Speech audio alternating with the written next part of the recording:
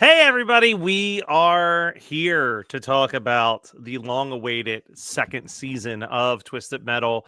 And I am joined by Dynamic Resolution's very own Shane O'Hare with a recently crashed computer. So we'll see how this goes. I am muted. I was muted. I can't see anything but myself right now, so I hope we're streaming to the world. I can't see you at all. So far it looks good on my end. Okay. Man, for someone who brags about that PC the PC quality stuff, this is a little bit of a blunder. But Yeah, okay. All right, you are streaming. I can see you. All right, there you go. You showed up. All right, cool. I woke up on the wrong side of the bed this morning, and I was fraught with technical issues. So here we are. All right, well, let's dive into, first of all, I don't think we have to do a recap of season one, but we both liked it, right? We were both fans. Oh yeah. Yeah. Yeah. Season one was a delight. Yeah, I am. An overall thesis of season 2 so far is I'm really glad that they're getting into the weird, like twisted metal lore and history and characters. I felt this first season was really cool, but the weirdest thing was Sweet Tooth, and there's tons of weirder shit out there. So I'm really glad that they're where they're going with season 2. For sure. And like, you're going to come into this way more knowledgeable than me, because I think I played the first two Twisted Metal games and never beat them to see like how the wishes played out. So literally the other day, while I was after I'd finished the 5 episodes, I then went on YouTube and watched the wish granting videos for the first 2 games that I used to play. I was like, all right, let's see how these actually would have ended if I'd ever played more than just me and my friends trying to blow up the Statue of Liberty to be in a bikini. Yeah. So I'm liking this too. I like that it's weird. I like that it's goofy. I mean, I would say this much. If you are checking out this stream to decide if you should watch season 2 of Twisted Metal, I think we can both say the answer is yes, and you might not want us to spoil some of the twists and turns. Unless, are you not digging this season?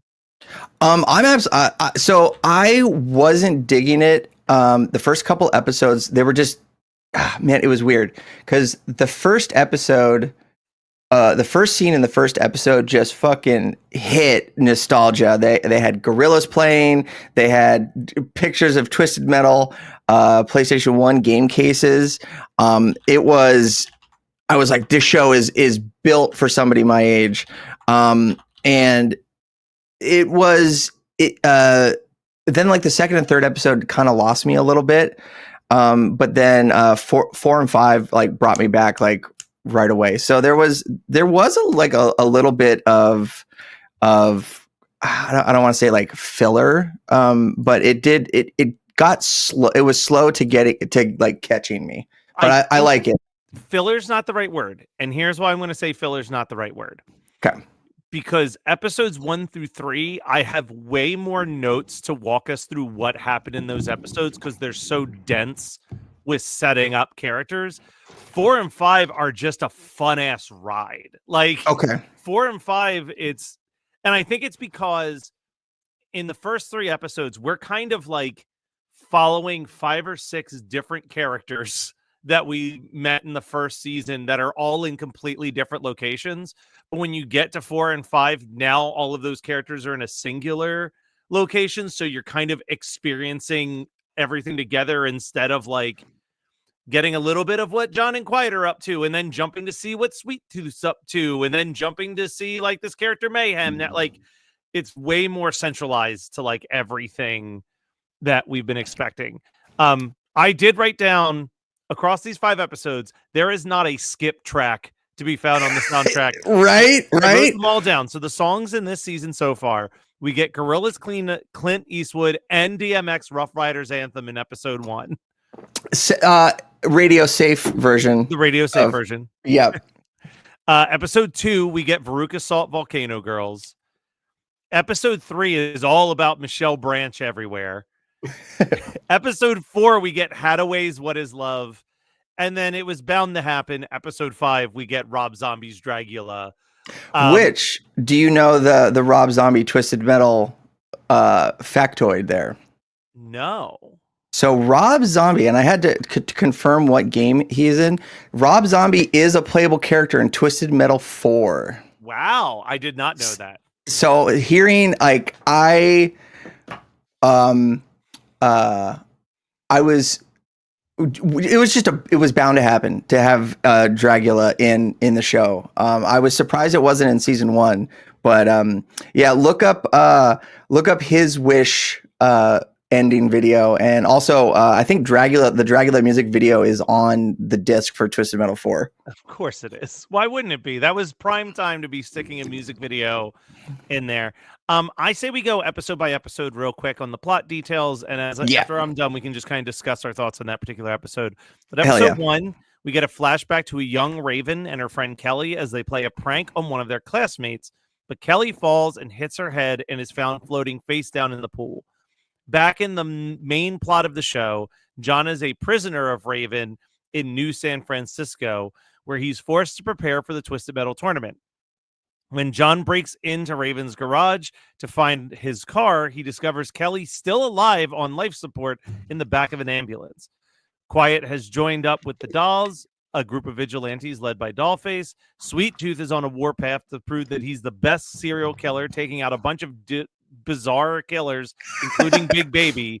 And then a broadcast goes out on all channels from Calypso announcing the start of the tournament in just 1 week, and that a single winner will be granted their wish. John escapes in the ambulance, but is captured by the Dolls. However, he is recognized by Quiet and Dollface. I really like this episode. The Sweet Tooth subplot of him just trying to be the most feared killer in this world, and every time he's about to kill someone, they're like, "So you're the trash man," and he's like, "Yeah, like, no, I'm Sweet Tooth." Like, it's such a good bit, and I like the fucked up vibe of like I agree with you. This is like perfectly for kids who grew up in the 90s and early 2000s in every aspect of it.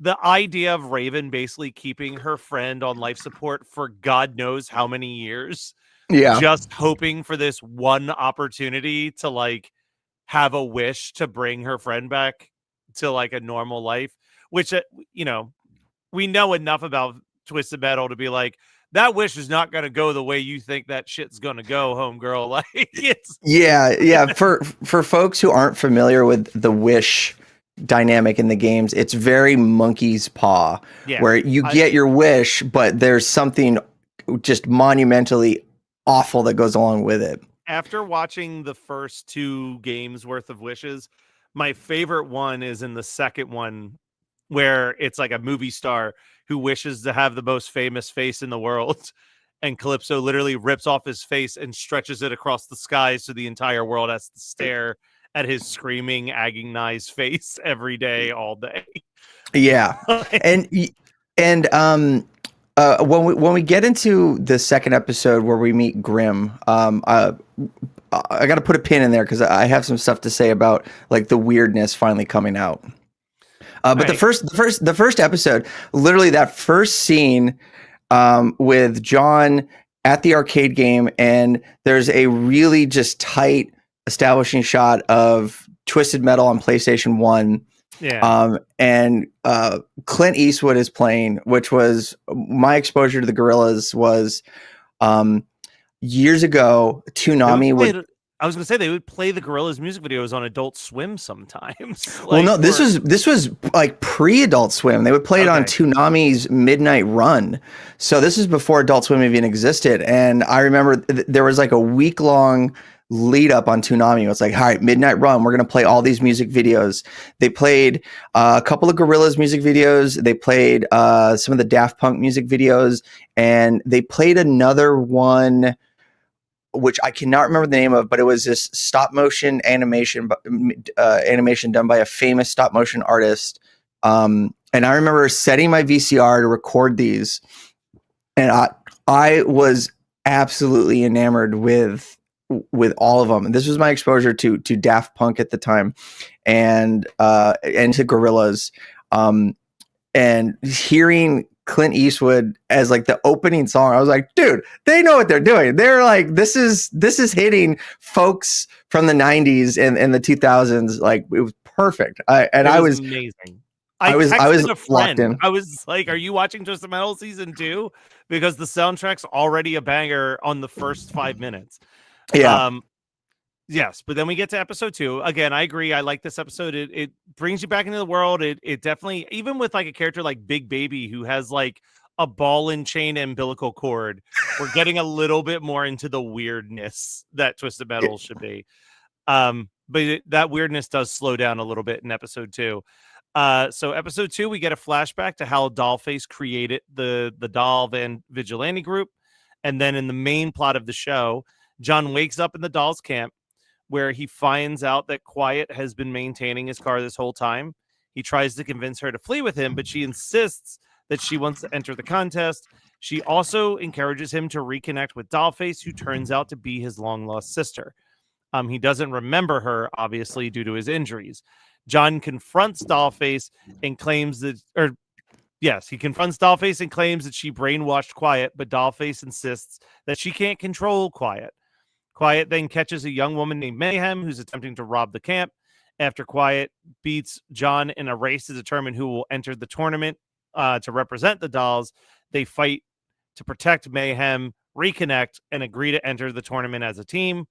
The group leaves for Diesel City to get weapons, and in an insane asylum, Mr. Grimm is freed from solitary confinement in order to drive in the tournament. And it feels like it's implied that Calypso's the one releasing Grimm, kind of to like, that's the vibe I got, is Calypso's trying to hedge his bets and have that's a good observation, because I didn't get that vibe at all, but I was Mr. Grimm was my favorite character from Twisted Metal, because like this is going to be really weird. When I played Twisted Metal 1 on a Pizza Hut demo disc, and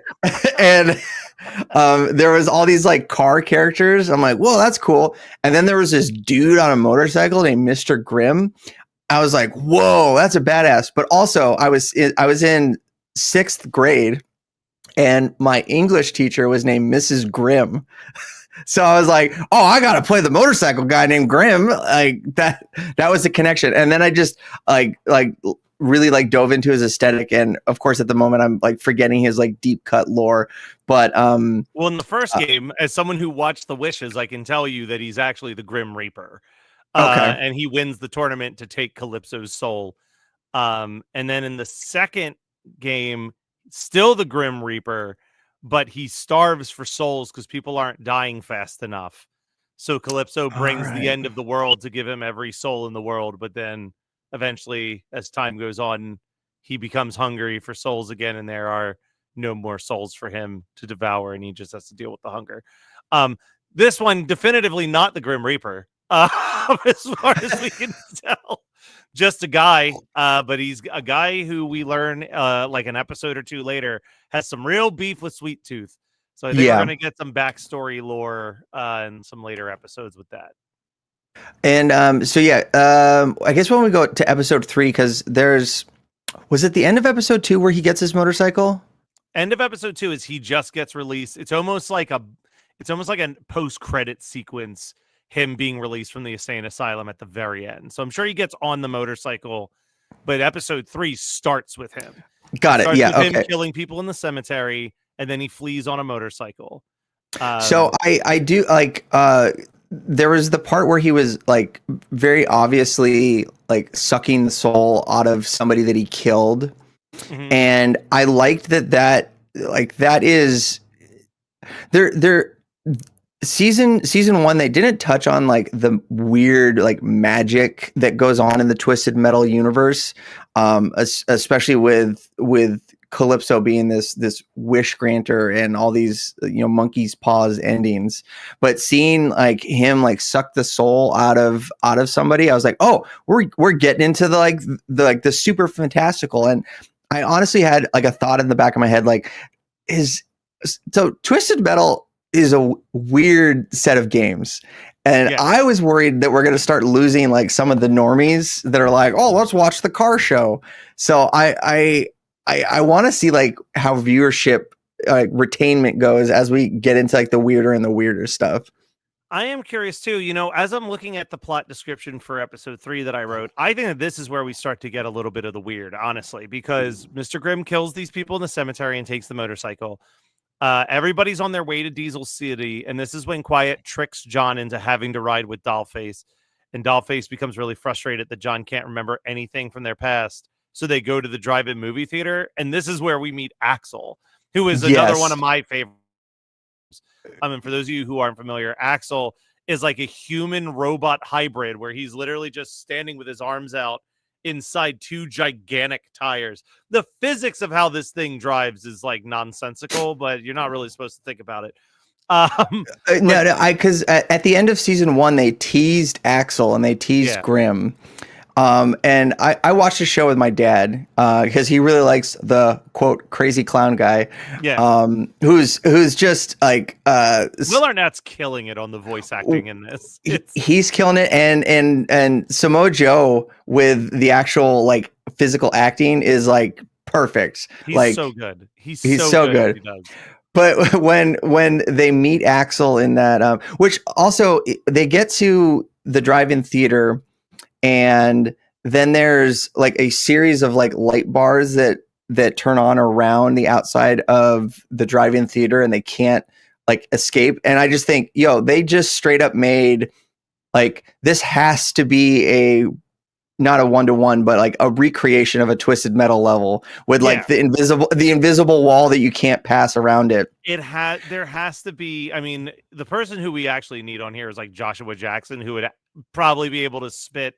Oh yeah, there's a drive-through stage in this specific Twisted Metal game because I know he's like the Twisted Metal diehard. Well, he actually like he just played 3 and 4 like 2 weeks ago for the first time. Okay, yeah. Never mind. I always associated him as like Mr. Twisted Metal. No, yeah, it's Twisted Metal has always like permeated like my my childhood, and I've dipped in and out of the games, and I've been like really into the wild lore. Like there's even a Twisted Metal game that in the era of like funny kart racers. So there's like a Twisted Metal Kids game where they're all like RC cars in like a sandbox. So like taking like the weirdness from Twisted Metal and making it like a kids approachable game is batshit insane. Do you remember Bump King? Bump King. No. What is Bump King? Do you remember when Burger King released a series of PlayStation games? They were Xbox games. They were Xbox games that all starred the terrifying King costume, and Bump King was supposedly the best of the 4, and it was like a bump car racing game. Yeah, in the same vein as like a Twisted Metal or a Mario Kart. Yeah, dude, that was a wild era because like the one that like really that I got was the Sneak King, where it was a Hitman Metal Gear Solid game where you had to sneak up on people and offer them Whoppers. I feel like we need to figure out how we could all stream us playing on our Xboxes and just get those 4 games. Do like an all-day Burger King video game tie-in live stream one of these days. That would be sick because I'm sure I still remember all my paths because I dived deep into Sneak King and had like I was like speed running it, and I had like perfect lines like, all right, this guy's here and that guy's there. Amazing. All right. So they're at the drive-through. This is where they meet Axel. They then kill Axel's creator and he's free. Dude, that conversation where they're trying to talk to him and he can't hear them because he's literally a car. Yeah. So that's something else that I really want to like point out. Really funny. The show is really funny. There's some moments of like subpar writing or like subpar acting where it's just like, all right, maybe they were trying too hard to be like tough and mean, but there will just be like moments in the show that are just so goddamn funny. Like when John in the first episode is in his house reading the Babysitter's Club books, and he's like lying on the couch kicking his legs up in the air, and I'm like, dude, that's just like perfect. But and then later on in this particular episode, he's trying to test if Dollface is really his sister, and his only go-to is like, well, what happened on the 137th page of like this book? And she's like, I don't fucking know. Like, I was 12 when I read those books. It's really funny. When we get to the Axel scene and he's like driving up, I pause the show and I turn to my dad. I'm like, what do you think this guy's name is? And my dad's like, I don't know, Big Tire. And I'm like, his name is Axel. And my dad lost it. Just cracked up. And they go into so they're in that scene. They're trying to shut down the power so they can get outside the invisible walls. And they go into the concession booth to like turn off the power, and they run into like Axel's like mad scientist creator. And if I recall correctly, I think Axel was just like an abused kid, and his dad made him like stuck in between two tires. So it's a little bit like, well, I guess they're both equally fucked up, but the mad scientist puts a knife to Dollface's neck, and he's like, I'm gonna turn you into cars. And then there's like a bit where they're like, wait a second, like, why are you turning black people into cars? And he's like, what do you mean? He's like, is this like a racially motivated thing? And then it turns into like no, like not at all. Like, you know, I think that science is colorblind, and then they throw the guy out the window, and he's like dying, and he's like, some of my best friends are black. I think it comes back again too when they free Axel. He goes, "Thanks, man. That guy seemed pretty racist to me." Or like yeah, pretty fucked up. But but as you're saying, like, Axel drives up and it's like, and John's talking to him, and it's this real heartfelt, like emotional, like, hey man, you know, you could go, like, blah blah blah blah blah, and he's just like, what? You're gonna have to speak up. And then Quiet just yells, we killed your creator. He's free. You're free now. And he goes, all right, cool, bro. You need to learn how to project. And then he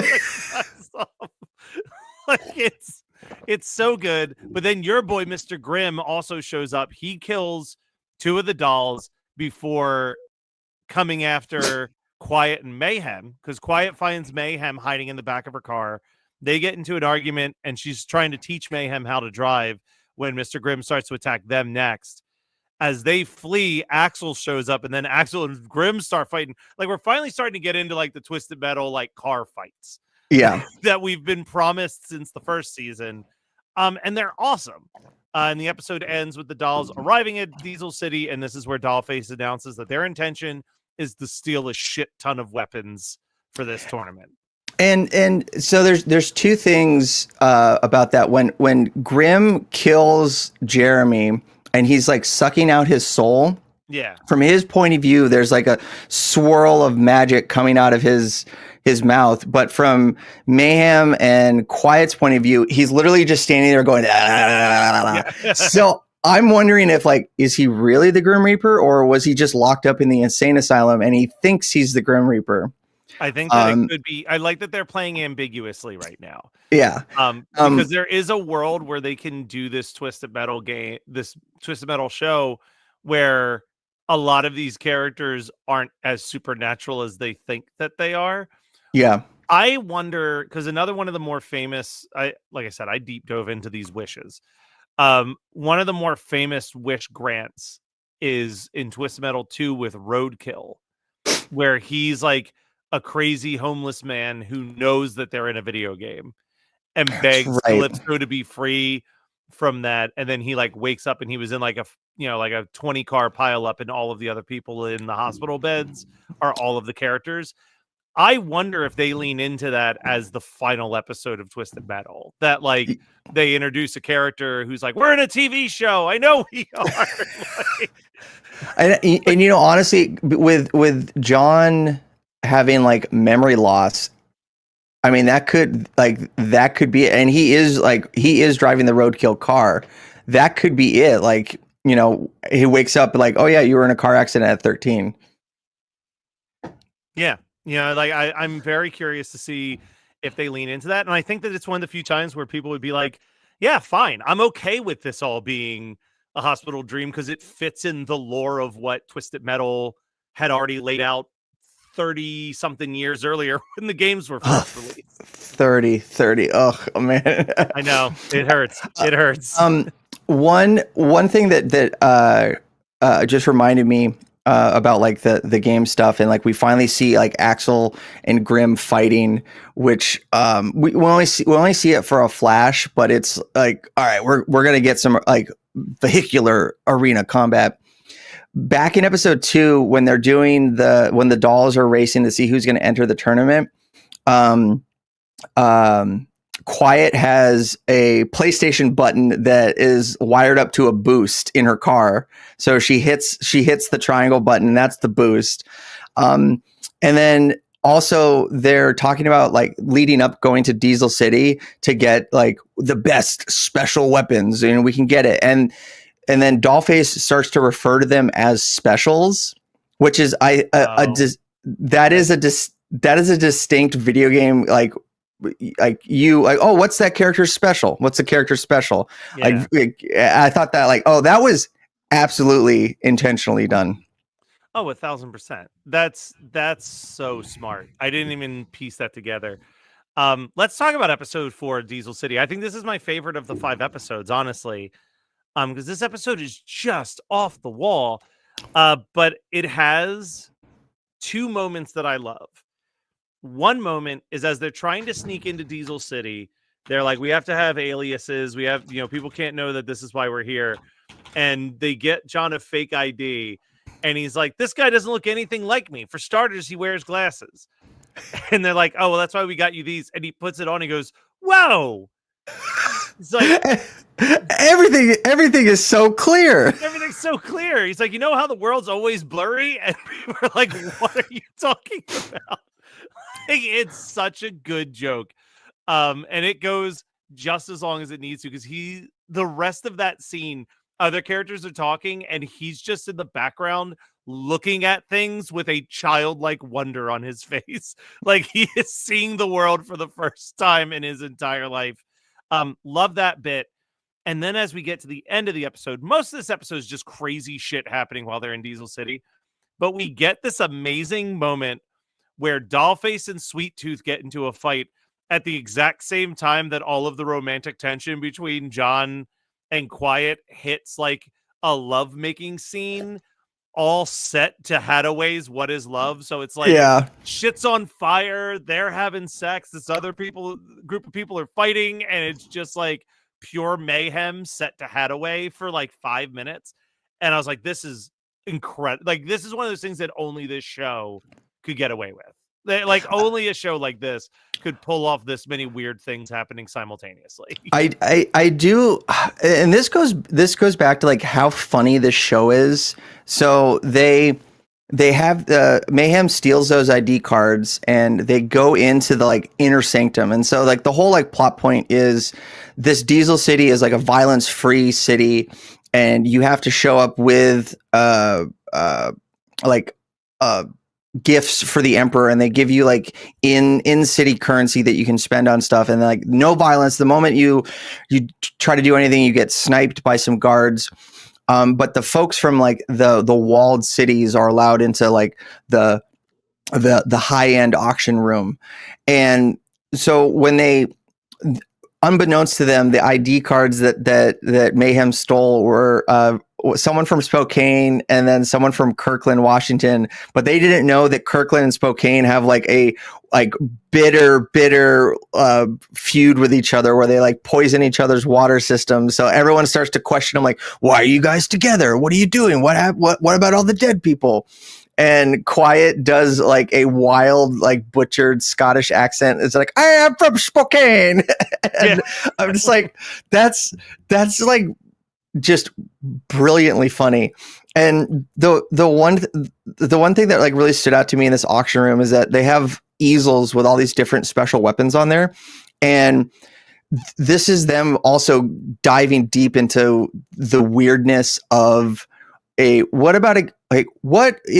bringing a video game to real life. Of, hey, there's a Grim Reaper motorcycle man, a crazy ice cream truck guy, and then a man who is literally an axle driving around. Like, what would that be like in the real world? But all these easels have special weapons that you can bid on, and they're very cartoonish. Like, here's a napalm launcher that looks like ice cream cones, or here's a missile that's a boomerang. And like the photos are done up to be, they look, I didn't have a chance to like check and cross-reference, but they looked very much like when you would read like a character's stats in a game, it would say like, this is their special weapon, and then like have the little icon of the weapon. And that's something that I really, really, really appreciate with Twisted Metal. Like, they're doing like a video game adaptation right, and I think that that's more like more common nowadays, especially with how good Fallout was. Is they're like, hey, people love these properties for what they are. Let's just reference the properties. So having a photo of an ice cream cone napalm launcher that is very cartoonish and wouldn't make sense in any sense of a practical military application, I was like, you know what? These guys are doing it right. They're fucking hitting the nail on the head. They are. The other thing that we need to mention in this Diesel City episode before we move to the last episode is John Daly as the Emperor. And this crazy subplot where Sweet Tooth's assistant, is it Stanley? Stu. Where Stu is somehow brought in as the disgusting, unimportant, lowly civilian that gets to have all of the sex that he could ever imagine in the Emperor's Palace. And it's just like so sleazy and weird. Like the Diesel City is, I think, the pinnacle of the weirdness level so far in this season. But I'm hoping, we've got 7 more episodes this season, so I'm hoping that we get even weirder than this. But final episode, we are now in the tournament space. And the only stuff that I really wrote down was that we get this weird baby preacher that shows up, where there's a whole cult that's worshiping a character that John supposedly had killed. But they're like, no, he was reborn as this newborn baby, and he's going to be the person that we follow now. And then, go ahead. Oh yeah, so did you watch season 1 by chance, or are you jumping into season 2? I did, but I did not watch a refresher of season 1. Yeah, so there was like a multi, maybe just one episode arc where his original car gets stolen by the Holy Men, and he has to like sneak in to get it, and they're like, okay. And he ends up, so that was all like a flashback to it, and I really liked all the cars lined up and all the different characters, and how each person who drives a different car is such a wild caricature of like somebody that would be in that car. Like the exterminator, which is I had to double check, but there is like the character in the show is called Vermin, and she is like a combination of like 2 exterminator characters from a couple of the games. But you think a bug killer from Florida, like when you think that, you're like, that's got to be a weird person, and then she is fucking weird, like absolutely fucking weird. And I got to see the character from the show that I interviewed when I was at Comic-Con, the Audi TT, showed up. So, but seeing everybody lined up and being all these like distinct caricatures of each other, I was like, man, they're really like diving into like the character bios. Like you never see the drivers, or maybe just like glimpses at the end, but of the games. but seeing them interact with each other was just really enchanting. And when Sweet Tooth shows up and sees John and Quiet, he's like, "Hey, how you doing?" And they have like a heart to heart, like old buddies. Like, "Yeah, so catch me up on things. What's life? Blah blah blah. Sorry, I gotta kill you later." Yeah. Well, then there's the one line where he meets up with Stu's old buddy, and he's like, "Didn't I kill you?" And he goes, "Almost." He goes, "Well, don't go spreading that rumor around."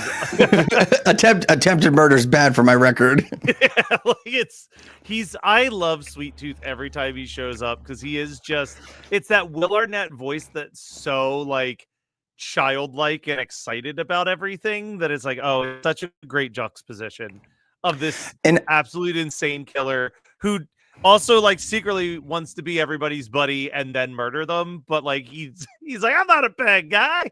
Like, I do like the when Sweet Tooth and Stu are interacting in season 1, Stu was always on like the risk of like getting his head cut off, and he was like like a lowly minion.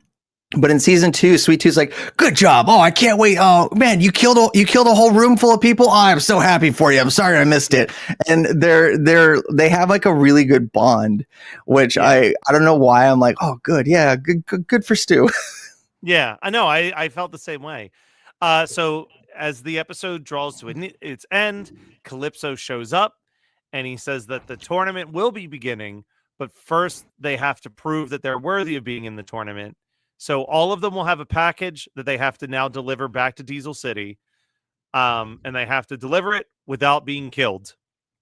Yeah. And then it's kind of off to the races. And then it's just like the last couple minutes is just the Twisted Metal you know and fucking love. It is just a shit ton of cars driving around, firing weapons at each other, and just absolute chaos.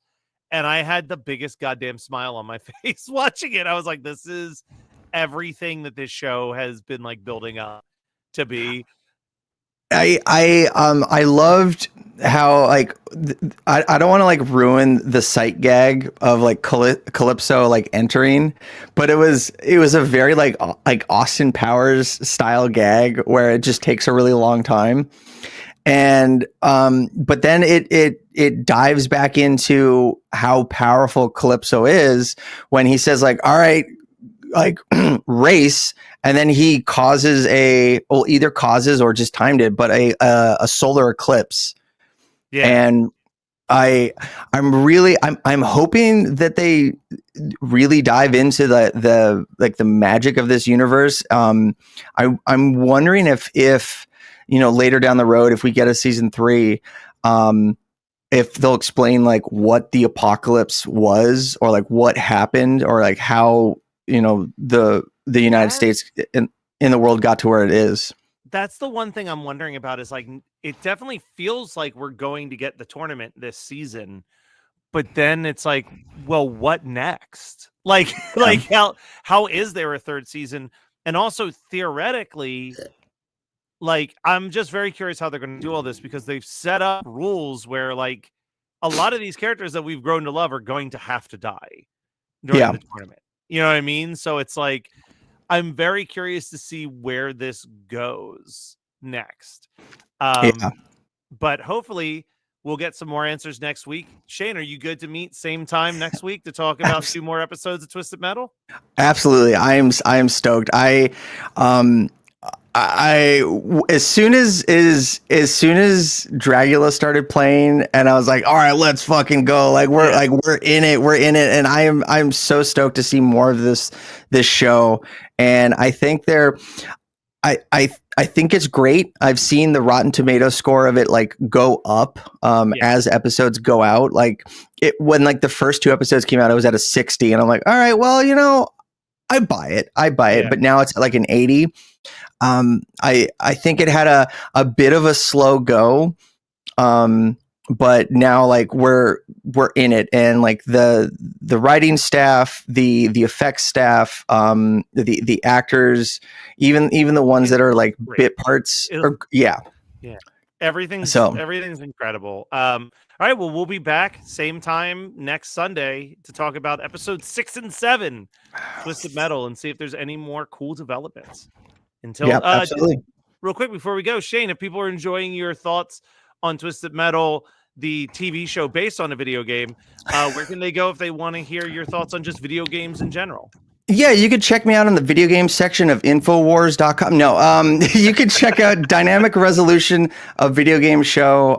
We are the number one video game podcast on the Geekscape.network. We're actually going to record an episode as soon as I log off here today.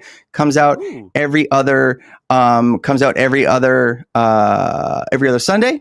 So we're going to be talking Battlefield 6 was open this weekend, and so we have a lot to talk about. So check us out there. Love to hear it. We got some applause from Snail. Can't imagine who that possibly could be. And we'll be back next week.